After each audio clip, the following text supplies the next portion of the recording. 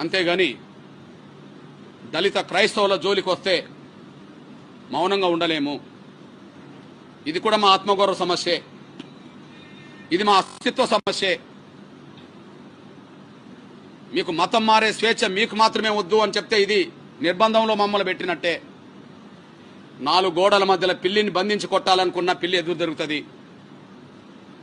4 గోడల మధ్యలో పిల్లిని బంధించి కొట్టాలన్నా కూడా చంపాలన్నా కూడా పిల్లి ఎదురు తిరుగుతుంది. అందరికీ స్వేచ్ఛనిస్తాం కానీ దళితులకు మాత్రం ఇవ్వమని చెప్పి దళితులను వేధిస్తే, దళితుల హక్కులను తీసేసే ప్రయత్నం చేస్తే మౌనంగా ఉండలేరు. నేను నా దళిత క్రైస్తవ సమాజానికి నేను విజ్ఞప్తి చేస్తున్నా, గుర్తు చేస్తున్నా. దళితుల్లో నా మాల, మాదిగ, రెల్లి, ఇతర దళిత కులాలు ఉన్నాయి. మన మధ్యలో చిన్న చిన్న అంతరాలు, భిన్నాభిప్రాయాలు ఉంటే ఉండవచ్చు. మన మధ్యలో చిన్న చిన్న అంతరాలు, భిన్నాభిప్రాయాలు ఉంటే ఉండవచ్చు. కొన్ని అంశాల మీద, కొన్ని సమస్యల మీద మనకు విభేదాలు కూడా ఉండవచ్చు. కొన్ని అంశాల మీద, కొన్ని సమస్యల మీద మనకు విభేదాలు కూడా ఉండవచ్చు. అయినప్పటికీ ఆ విభేదాలను, ఆ భిన్న భిన్న ఉండే అంశాలను మనం తగ్గించుకుందాం.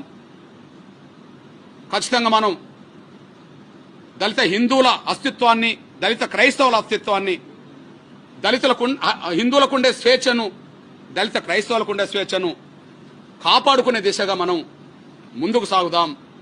ఖచ్చితంగా ఇట్లాంటి దుర్మార్గమైన చర్యల్ని తిప్పికొట్టే విషయంలో అందరం కలిసి అన్నదమ్ముల్లాగా మనం ముందుకు సాగుదాం.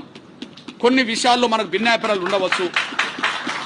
కొన్ని విషయాల్లో మన మధ్యలో చిన్న విషయాల మీద ఏదో అభిప్రాయ భేదాలు ఉంటే ఉండవచ్చు. అయినప్పటికీ ఇది టోటల్గా మన దళితుల అస్తిత్వం, ఆత్మగౌరవ సమస్య. ఇది ఉమ్మడి సమస్య. దీన్ని ఎదుర్కోవాల్సిన బాధ్యత కూడా మన అందరి మీద ఉన్నది. ఆ విషయంలో ఒకరి మధ్యలో ఒకరికి ఉండబడే అపోహలను తగ్గించుకుందాం. భిన్నాభిప్రాయాలను కూడా తగ్గించుకుందాం. మనకు వచ్చిన ప్రమాదాన్ని ఎదుర్కొనే కాడ, నివారించుకునే కాడ ఒకటవుదాం.